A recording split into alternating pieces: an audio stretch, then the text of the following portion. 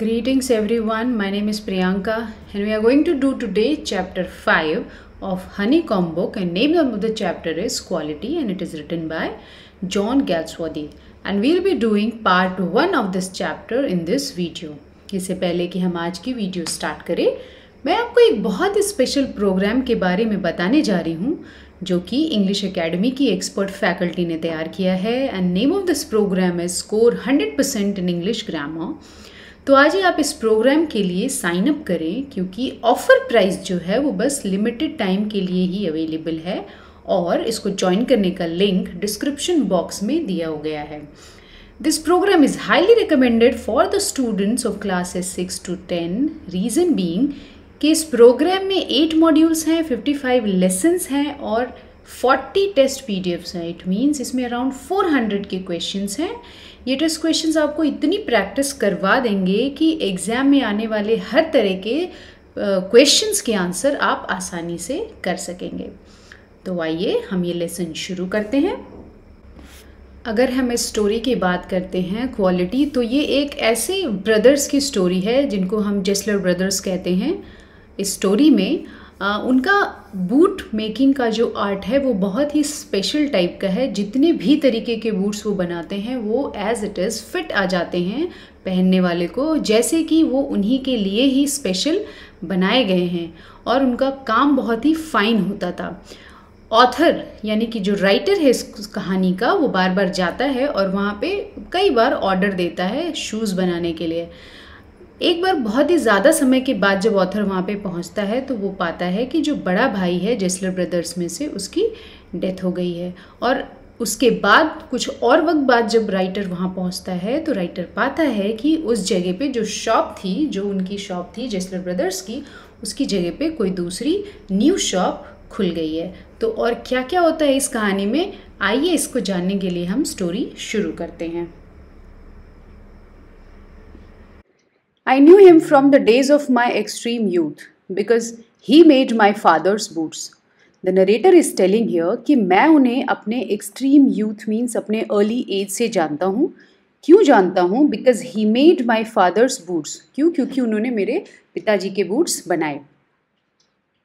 He lived with his elder brother in his shop, which was in a small by street in a fashionable part of London. और वो कहाँ रहते थे? वो रहते थे अपने बड़े भाई के साथ, with his elder brother in his shop. अपनी शॉप में ही रहते थे, which was in a small by street in a fashionable part of London, जो कि एक गली में था। कहाँ पे? In a fashionable part of London, London के एक फैशनेबल पार्ट में।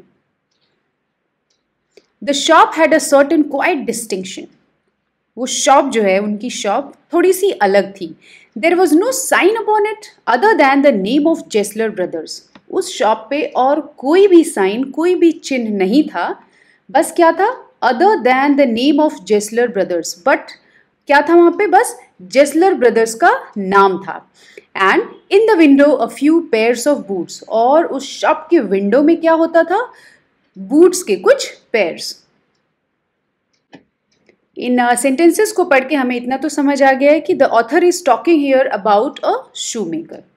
The author continues, he made only what was ordered. जो उन्हें ऑर्डर मिलते थे बस वही शूज़ वो बनाते थे, वही बूट्स वो बनाते थे।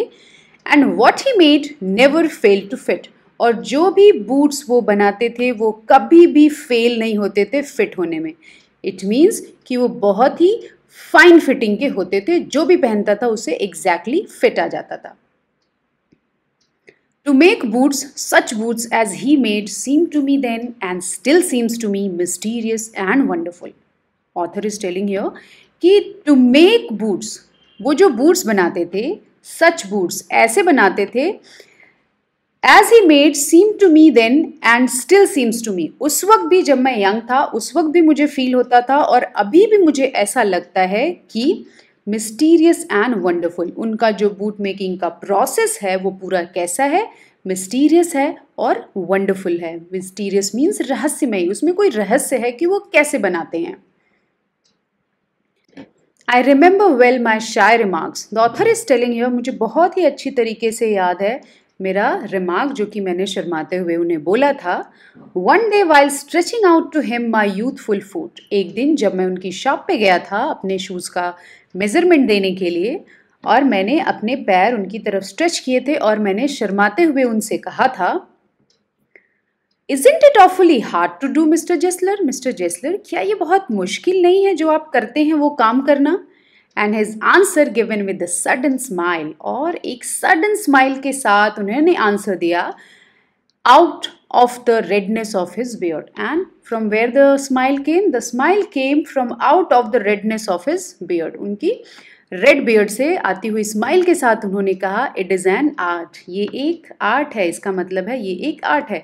इट इज़ एन आर्ट, ये हैवी जर्मन एक्सेंट में स्पीकर ने बोला है, मिस्टर जेस्लर ने बोला है, इंग्लिश इन जर्मन एक्सेंट.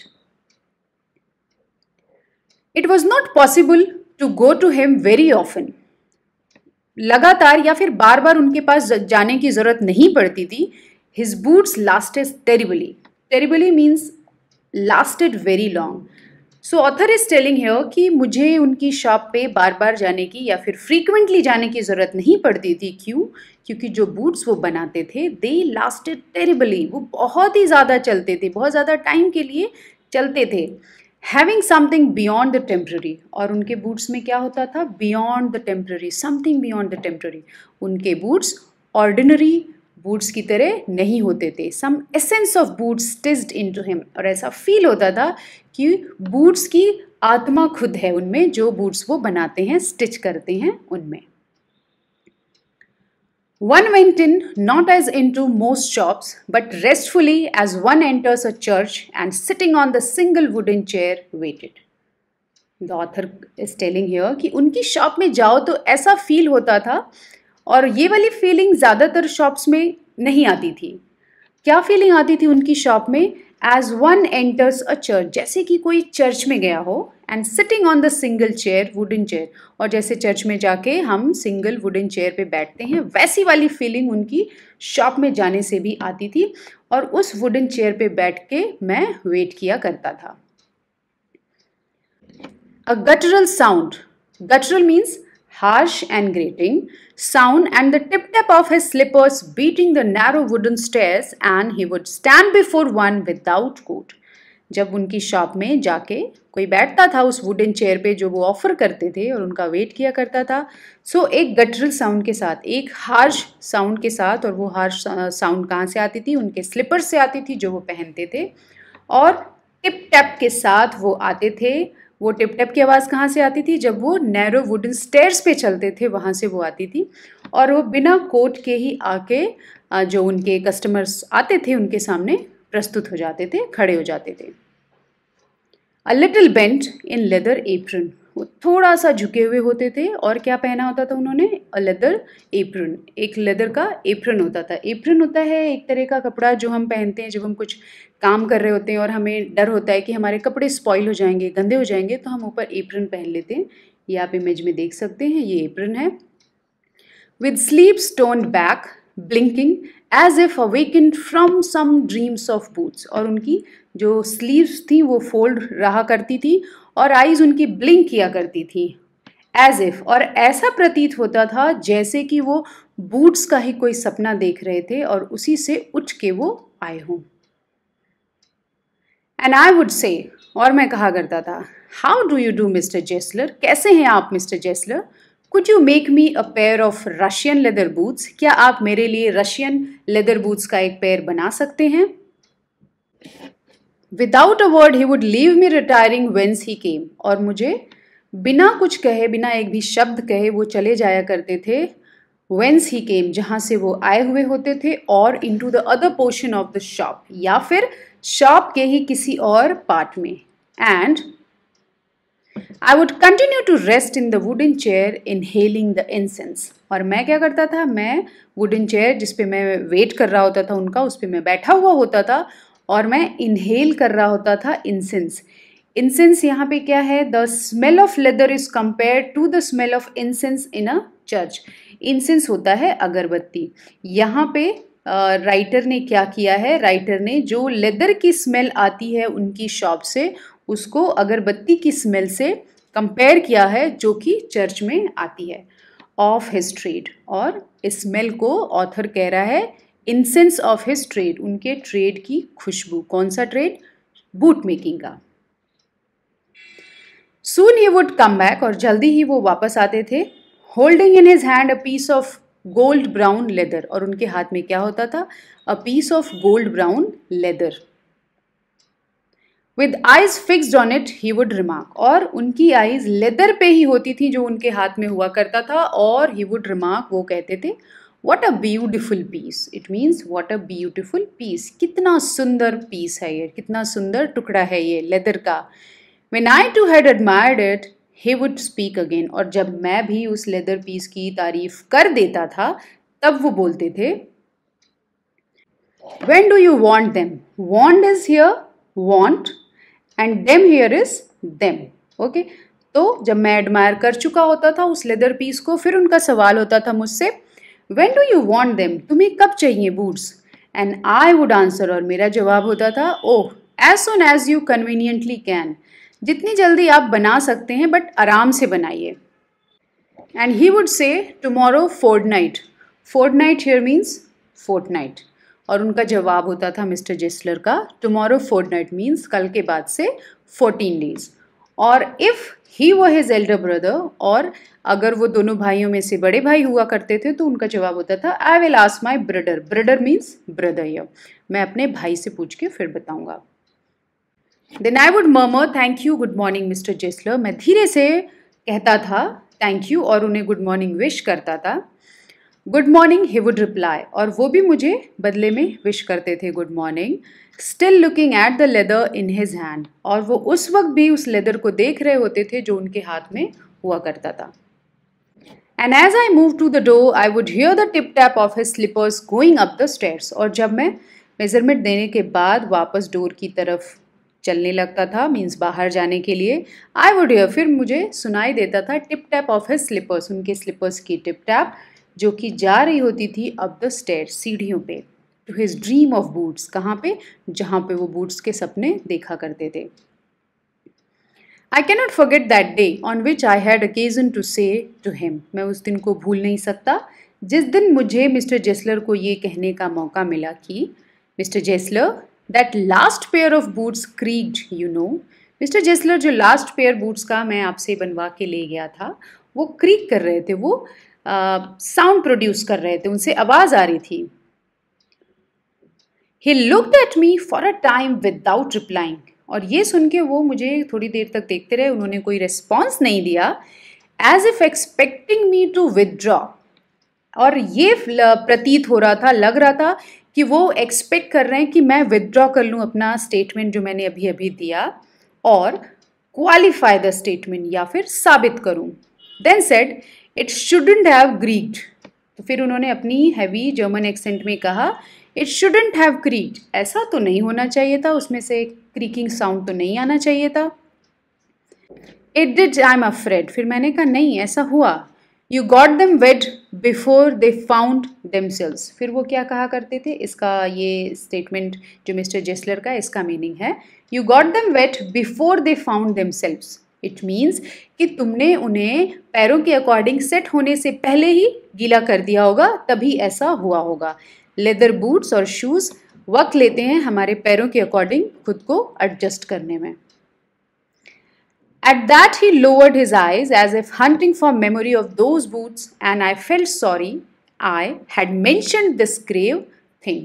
और इस पे फिर क्या होता था, वो अपनी आइज़ नीचे करके जैसे कि याद कर रहे हो कि ये वाले बूट्स उन्होंने कब बनाए थे, और फिर मुझे बुरा लगा इस बात से कि मैंने ये छोटी सी बात क्यों मेंशन कर दी। Send them back means send them back, वो कहते थे, मिस्टर जेस्लर कहते थे send them back. I will look at them, I will look at them, इसकी इट मीन्स कि मैं देखूंगा इनमें क्या इश्यू है, आप इसे मेरे पास भेज दीजिएगा जो भी शूज़ प्रॉब्लम कर रहा है। Some boots, he continued slowly, are bad from both. If I can do nothing with them, I take them off your bill. तो मिस्टर जेस्लर ने कहा कि some boots are bad from both, कि कुछ boots जब बने होते हैं तभी से ख़राब होते हैं। If I can do nothing, अगर मैं कुछ नहीं कर पाऊँगा उन बूट्स का, मैं उनको रिपेयर नहीं कर पाऊँगा, I take them off your bill, मैं उसके पैसे रिटर्न कर दूंगा. Okay. Once, I went absent-mindedly into his shop in a pair of boots bought in an emergency at some large firm. एक दिन क्या हुआ, मैंने ध्यान नहीं दिया और मैं उनकी शॉप में पहुंच गया और उस वक्त मैं एक पेयर ऑफ बूट्स पहने हुआ था जो कि मैंने इमरजेंसी में किसी लार्ज फर्म यानी किसी कंपनी से, किसी बड़ी कंपनी से खरीदे हुए थे. He took my order without showing me any leather. और उस बार क्या हुआ, उन्होंने मेरा ऑर्डर लिया बट उस बार मुझे उन्होंने कोई भी लेदर पीस नहीं दिखाया जैसा कि वो हर बार किया करते थे. And I could feel his eyes penetrating the inferior covering of my food. और मैंने देखा, मैंने सेंस किया कि उनकी जो आईज़ हैं वो बहुत ही गौर से देख रही हैं the inferior covering of my food. जो बिलो क्वालिटी, जो लो क्वालिटी के शूज़ मैंने पहने हुए थे वो बहुत ही गौर से उन्हें देख रही हैं. एट लास्ट ही सेड, और अंत में उन्होंने कहा, those are not my boots. It means कि those are not my boots, ये बूट्स मैंने तो नहीं बनाए. The tone was not one of anger nor of sorrow. और जिस टोन में उन्होंने मुझे ये कहा वो ना तो एंगर का था ना ही सॉरो का, नॉट इवन ऑफ कंटेम्प्ट. और ऐसा भी नहीं था कि वो ये दिखाना चाह रहे थे जैसे कि जो शूज़ मैंने पहना है वो बिलो क्वालिटी है, लो क्वालिटी है in comparison to the boots made by him. But there was in it something quiet that froze the blood. But कुछ ऐसा था उनके टोन में जिससे कि मैं घबरा गया. He put his hand down and pressed a finger on the place where the left boot was not quite comfortable. उन्होंने अपना हाथ नीचे किया और उस जगह पे अपनी फिंगर से प्रेस किया मेरे लेफ्ट बूट पे जहाँ की वो बूट कंफर्टेबल नहीं था मुझे. It hurts you there, he said. Those big worms have no self-respect. It means It hurts you there, those big firms have no self-respect. उन्होंने कहा कि ये तुम्हें यहाँ पे तकलीफ दे रहा है ये वाला बूट. वो जो बड़ी कंपनी है जहाँ से तुमने बूट्स खरीदे हैं उनकी कोई सेल्फ रिस्पेक्ट है ही नहीं. Who said this? Mr. Jessler. And then as if something had given way within him, he spoke long and bitterly. और फिर उन्होंने मुझसे कहा ऐसा जैसे कि उनके अंदर कुछ ऐसा चल रहा है जो वो अब टॉलरेट नहीं कर पा रहे हैं, कैरी नहीं कर पा रहे हैं. He spoke long and bitterly. उन्होंने कड़वाहट के साथ मुझसे कहा. It was the only time I ever heard him discuss the conditions and hardships of his trade. और ये पहली बार था जब वो मुझसे डिस्कस कर रहे थे क्या अपने बिजनेस की कंडीशन और उसकी मुश्किलें. They get it all, he said. They get it by advertisement, not by work. They take it away from us who love our boots. It goes to this. Presently, I have no work. Every year, it gets less. इसका मतलब ये है दे get it all. यहाँ पे दे क्या है, वो big firms की बात कर रहे हैं, बिग कंपनीज की बात कर रहे हैं. और मिस्टर जेसलर कंटिन्यू करते हैं, they get it by advertisement. और उन्हें कैसे कस्टमर्स मिलते हैं इन कंपनीज को? By advertising. वो प्रचार करते हैं, वो एडवर्टाइज करते हैं, इससे उन्हें कस्टमर्स मिलते हैं. Not by work. वो काम से, अपने काम से कस्टमर्स नहीं अट्रैक्ट करते हैं, वो बस एडवर्टीजमेंट से कस्टमर्स अट्रैक्ट करते हैं. They take it away from us. और हमारे कस्टमर भी वो अपने पास ले जाते हैं. Who love our boots. वो वाले कस्टमर जो हमारे बूट्स को पसंद करते हैं उन्हें भी वो अपने एडवर्टीजमेंट्स की हेल्प से अपनी तरफ अट्रैक्ट कर लेते हैं. It comes to this. Presently I have no work. और फिर क्या होता है, अभी देखो, प्रेजेंटली मेरे पास कोई काम है ही नहीं. Every year it gets less. हर साल ये कम होता जा रहा है. यू विल सी, आप तो देख ही रहे होंगे. And looking at his lined face, I saw things I had never noticed before. और उनके wrinkled face पे देखते हुए मैंने नोटिस की कुछ ऐसी चीज़ें जो मैंने पहले नोटिस ही नहीं की थी. Bitter things and bitter struggle. वो क्या चीज़ थी? कड़वी चीज़ें और bitter struggle. और उनका bitter struggle जो वो struggle कर रहे हैं अपने business में. And what a lot of grey hairs were seemed suddenly in his red beard. और सडनली मुझे क्या दिखने लगा, उनकी जो रेड बियर्ड थी उसमें बहुत से ग्रे हेयर्स. ग्रे हेयर्स यहाँ पे मीन्स हुआ कि age, growing age. That was all for the first part of this. और इससे पहले कि मैं वीडियो फिनिश करूं, मैं आपको फिर से रिमाइंड करती हूं कि इंग्लिश एकेडमी की एक्सपर्ट फैकल्टी ने जो प्रोग्राम लॉन्च किया है, name of the programme is score 100% in English grammar. आपको उसको रजिस्टर करना है और उसका लिंक डिस्क्रिप्शन बॉक्स में दिया हुआ है। अगर आपका इससे जुड़ा हुआ कोई भी सवाल है तो आप उसको कमेंट सेक्शन में पूछ सकते हैं। इंग्लिश एकेडमी की टीम आपके डाउट्स को सर्टेनली क्लियर करेगी। That's all for this. Thank you everybody for watching.